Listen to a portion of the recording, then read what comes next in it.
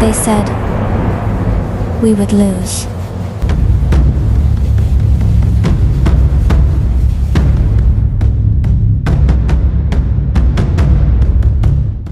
What if I told you that in 1896, a European superpower armed with the most modern weapons on Earth marched into Africa and was annihilated by an army carrying spears? What if I told you that this victory was so shocking that Europe covered it up? What if I told you that Italy's most humiliating military defeat was erased from history books because no one wanted to admit that a black African emperor had outsmarted them all?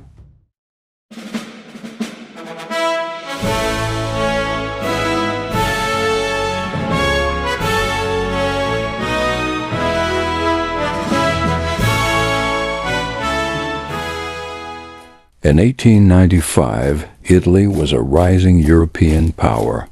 It had conquered Eritrea and Somalia. It wanted Ethiopia, the last independent nation in Africa. Italy's army was modern. They had the new Carcano rifles. They had artillery that could fire explosive shells. They had telegraphs, supply lines, and maps.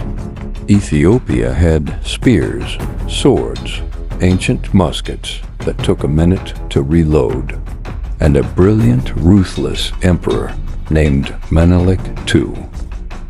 Emperor Menelik II knew something the Italians did not. He knew the terrain, every mountain, every river, every hidden pass.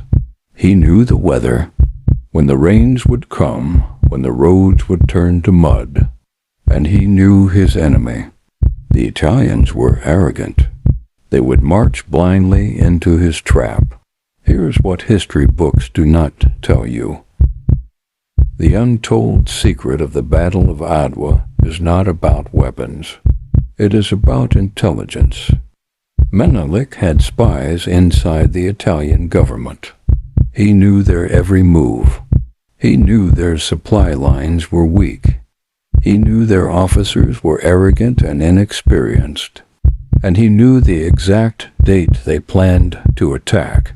The Italians, meanwhile, knew nothing. They thought Ethiopia was a backward kingdom led by a primitive chieftain. They had no idea they were facing a master strategist. Menelik had another secret weapon: unity. He had gathered over 100,000 warriors from every corner of Ethiopia, Christians and Muslims, Amharas and Oromos, Tigrayans and Girijus, old enemies fighting side by side. The Italians expected division. They expected betrayal. They found neither. The Battle of Adwa lasted less than a day. The Italians were outmaneuvered, outsmarted, and outfought. Their modern rifles could fire 6 rounds per minute, but in the fog they could not see their targets. Their cannons could shred Ethiopian lines, but the Ethiopians were too close within minutes. They were overrunning the artillery positions. Their generals had studied European warfare. They had never studied Ethiopian warfare. By noon, the Italian army had ceased to exist. Italy lost 7,000 dead, another 3,000 captured. 2 of their generals were killed. 1 committed suicide rather than face the shame of defeat. Ethiopia lost 4,000 warriors. They had won the most decisive victory of the scramble for Africa. Europe was stunned, shocked, humiliated. Here is the hidden darkness. When news of Adwa reached Europe, the reaction was not admiration. It was fear.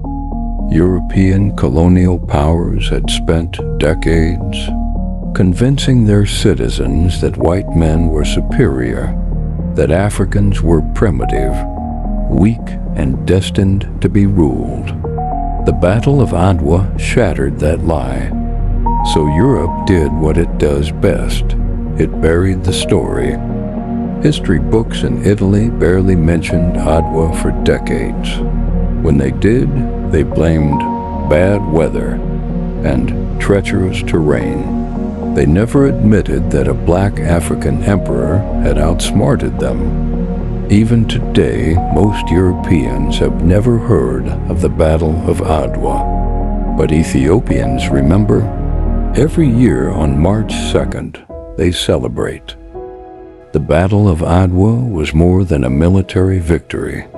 It was a psychological blow. Ethiopia remained independent. It was never colonized. It became a symbol for oppressed people across the world. Marcus Garvey, the black nationalist leader, cited Adwa as proof that African people could defeat European powers. Bob Marley sang about it. Malcolm X mentioned it. One battle, one day, changed the world. And most people have never heard of it. Now let me ask you some questions. Number 1, why do you think European history books downplayed the Battle of Adwa? Number 2, what other victories by non-European armies against European powers have been forgotten? Number 3, if Menelik had lost, how different would Africa look today? And finally, what story have you been eager to see on this channel? Subscribe to History's Hidden Darkness for more stories of the strange, dark, and untold.